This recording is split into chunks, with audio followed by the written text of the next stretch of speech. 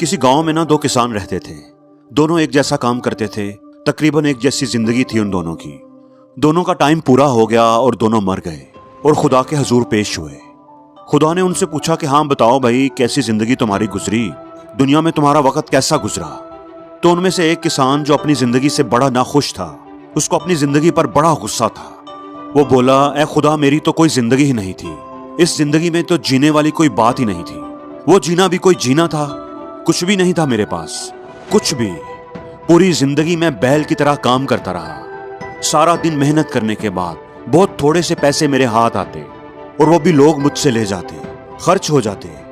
मेरी जिंदगी तो इंतहाई गुर्बत में गुजरी है।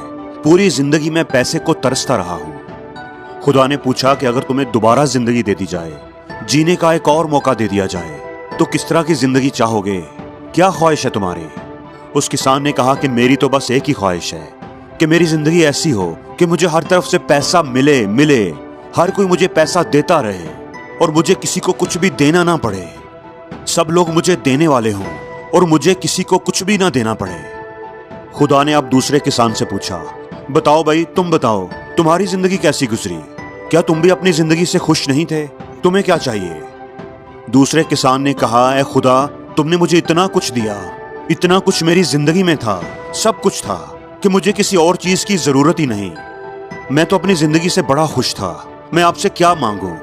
अच्छी खासी इतनी प्यारी मेरी फैमिली थी, इतना अच्छा मेरा काम था, इतने खूबसूरत गांव में मेरा घर था, अपने घर का इनाज था, खाने पीने की मुझे कभी कमी नहीं हुई, कभी मैं भूखा नहीं सोया। मुझे और क्या चाहिए? बस मेरी एक ही ख्वाहिश है। बाज़ दफा ऐसा होता था कि मेरे दरवाजे पर कुछ भूखे लोग आते थे कुछ मांगने के लिए। मेरी बस यही ख्वाहिश है कि कुछ ऐसा हो कि मेरे दरवाजे से कोई भूखा वापस ना जाए।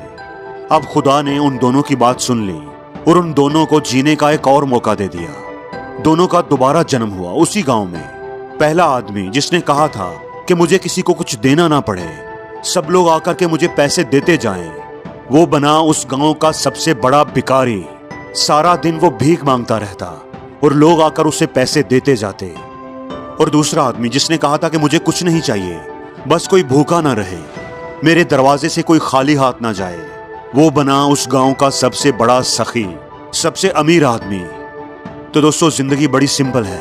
अगर आप खुशी चाहते हो, अगर आप हंसते रहना चाहते हो, तो उसका सिर्फ एक ही तरीका है, लोगों को हंसी दो, लोगों में खुशियां बांटो। आप अगर गुस्से से देखते रहो सामने वाले को और ये एक्सपेक्ट करो कि वो मुझे हंसाए, तो क्या ऐसा होगा?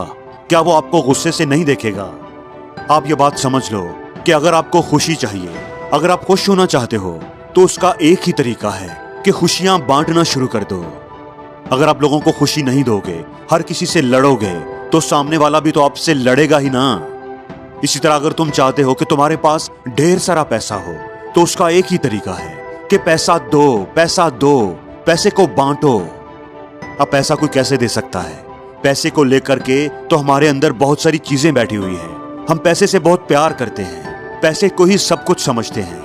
पैसे की वजह से हम एक दूसरे से लड़ रहे हैं, माँ बाप से लड़ रहे हैं, भाई बहनों से लड़ रहे हैं, अपने फायदे के लिए दूसरे का नुकसान कर रहे हैं। दोस्तों, आपका फायदा तभी होगा जब आप दूसरों का फायदा करने का सोचोगे, दूसरों के लिए आसानी पैदा करोगे, दूसरों के लिए आसानी पैदा करने की कोशिश करोगे, तभी आपकी जिंदगी आसान होगी। आपको खुशी तभी मिलेगी जब आप दूसरों की खुशियों का सामान करने की कोशिश करोगे, खुशियां बांटोगे, तो सच्ची खुशी आपको तभी मिलेगी।